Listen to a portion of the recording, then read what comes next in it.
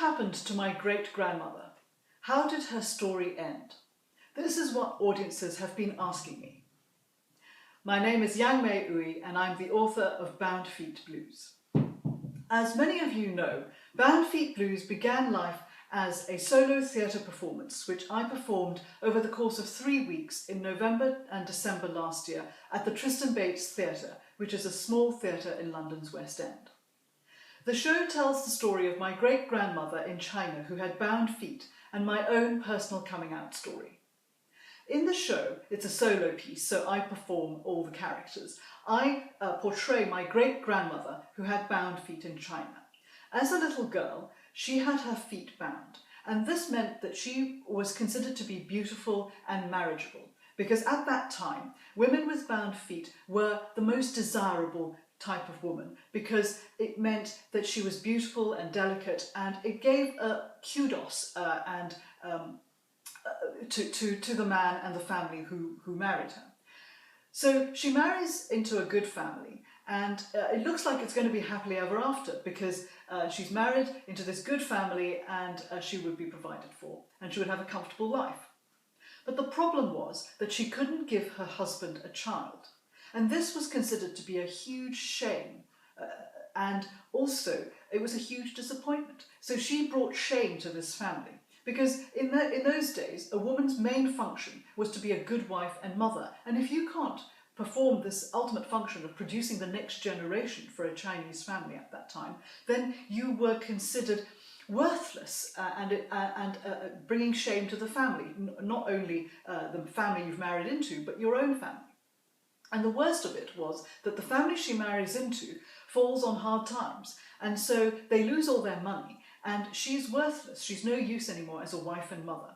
And they put her to work in the fields, and because she has bound feet, she can't carry water from the well, she can't harvest pumpkins because those tiny little feet are unstable and give her a lot of pain. So she spends her life working in the fields on her knees. And she decides to run away.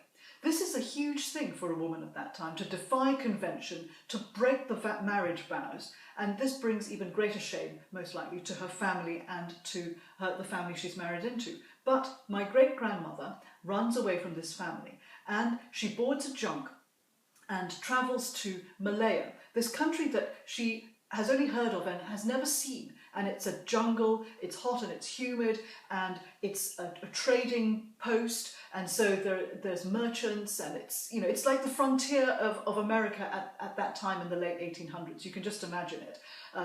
And for a woman with bound feet, so unstable, tottering along, trying to go there, and we see her, the last time we see her is on the junk between her future and her past. And here she is in this vast ocean, and ahead of her is an unknown future, and in her past is this life that she has not been able to bear any longer. And we don't know what's going to happen to her. And then we cut to the end of the play, where we see my story resolve itself, and how I've come out and I'm performing the tea ceremony the day after my civil partnership with my partner Angie. And so audiences have asked me, what happened to great-grandmother? How did her story end? How did this woman who couldn't have children become your great-grandmother? So, well, there are 3 things I'm going to tell you about that. Well, the first thing is, of course, the show was only 1 hour long, and so I ran out of time.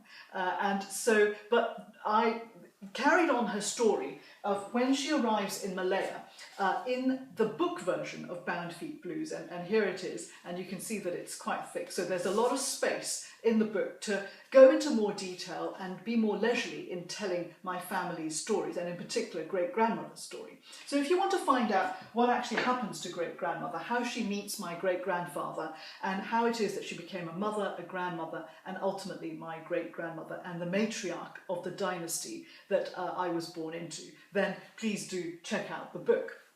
The second reason really is that I wanted to focus in the show the audience's attention on this transition, this moment of transformation and transition. How is it that a woman of that time was able to have the courage to defy convention and run away, to break her marriage vows, and to run away and to take this huge step with tiny little feet across the ocean to go into an unknown world. And it really was that courage and her character that I wanted to leave the audience thinking about. Because for me, when I learned the story of my great-grandmother as a child, and now it stayed with me, and it has been a great source of inspiration for me in my life.